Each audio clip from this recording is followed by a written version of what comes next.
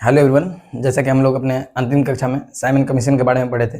Simon commission की रिपोर्टों को हम लोगों ने समझा था, किस तरह से भारतीय लोगों ने उस रिपोर्ट का विरोध किया।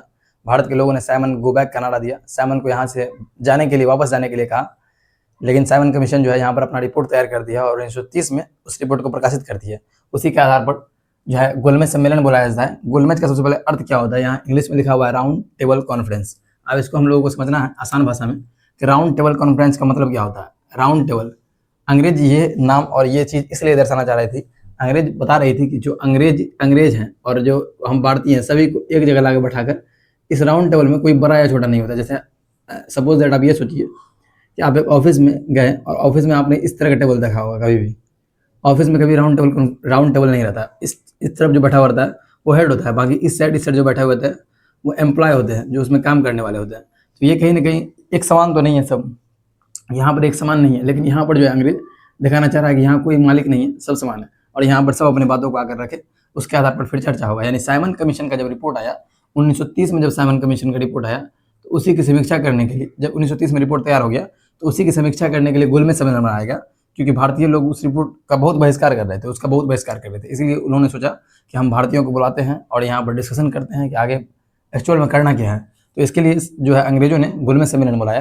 तो पहले हम लोगों को लिखना है इसको क्यों बुलाया गया था। साइमन कमीशन की रिपोर्ट की समीक्षा के लिए, साइमन कमीशन की रिपोर्ट की समीक्षा के लिए।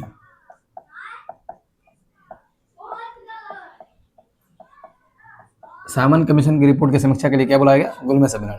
अब आपसे अगर पूछ ले कहाँ बुलाया गया तो इसका स्थान क्या था, तो आपको याद रखना स्थान था सेंट जेम्स पैलेस।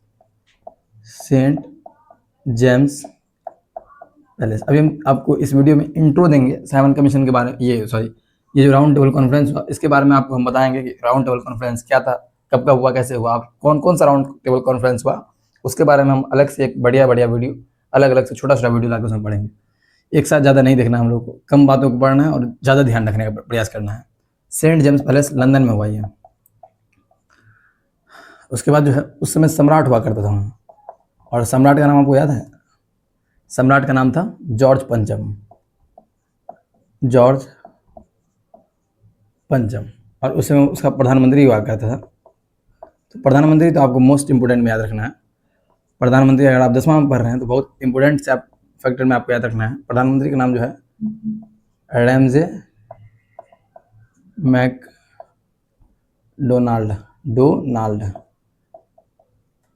देख लीजिएगा आप नाम वगैरह में कहीं अगर ऊपर नीचे हो तो। प्रधानमंत्री का नाम था रैमजे मैकडोनाल्ड और स्थान था सेंट जेम्स पैलेस लंदन। कुल जो है 3 गोलमेज सम्मेलन हुए, ये ध्यान में रखना आपको। कुल 3 गोलमेज सम्मेलन हुए, जिसमें फर्स्ट राउंड टेबल कॉन्फ्रेंस यानी फर्स्ट गोलमेज सम्मेलन जो हुआ, पहला आरटीसी जो हुआ वो जो हुआ 12 नवंबर 1930 से लेकर, हम लोगों को ऐसे याद रखना, 12 नवंबर 1930 से लेकर 19 जनवरी 1931 तक हुआ। दूसरा गोलमेज सम्मेलन जो हुआ second round conference, second RTC, वो हुआ 7 सितंबर 1931 से लेकर 2 दिसंबर 1931 तक। कई बार इतिहासकार जो है इसको 1 दिसंबर भी दिखाते हैं, तो वो विवादित है, अपवादित है, मतलब कि इतिहासकार के बीच मतभेद है। इस कारण कहीं पर 2 दिसंबर, कहीं पर 1 दिसंबर मिलेगा आपको। उसका थर्ड जो मिला, थर्ड आरटीसी, तीसरा गोलमेज सम्मेलन, वो 17 नवंबर 1932 से 24 दिसंबर 1932 तक। ये 3 गोलमेज सम्मेलन हुए। तीनों में आपको प्रधानमंत्री यही याद रखना है, ठीक है। और तीनों में जो भारत के लोग थे उनको बुलाया गया, उनसे निष्कर्ष मांगा गया कि आप क्या इस पर राय रखते हैं, क्या विचार रखते हैं साइमन कमीशन की रिपोर्ट पर, या फिर आप क्या सोचते हैं आगे के लिए कि भारत में किस प्रकार का संवैधानिक व्यवस्था तैयार किया जाए, उसके बारे में बुलाया गया। लेकिन यहाँ पर तीनों गोलमेज सम्मेलन असफल रहता है। उसके बारे में हम लोग अगले वीडियो में, आगे वाले वीडियो में फर्स्ट, सेकेंड और थर्ड के बारे में अलग से एक वीडियो बना के पढ़ेंगे हम लोग। लेकिन हमें फिलहाल ये याद रखना है कि तीनों गोलमेज सम्मेलन जो होते हैं उसका कोई परिणाम नहीं निकलता है। परिणाम बस जो है वही होता है कि 1935 का भारत शासन अधिनियम बनता है। कुछ खास इसका इम्पैक्ट नहीं पड़ता है।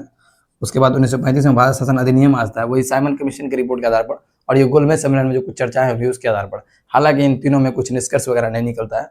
आप लोग कमेंट में बताइएगा ऐसे कौन कौन से व्यक्ति थे जो तीनों गोलमेज सम्मेलन में भाग लिए, और ऐसे कौन सा गोलमेज सम्मेलन था, किस गोलमेज सम्मेलन में महात्मा गांधी भाग लिया था।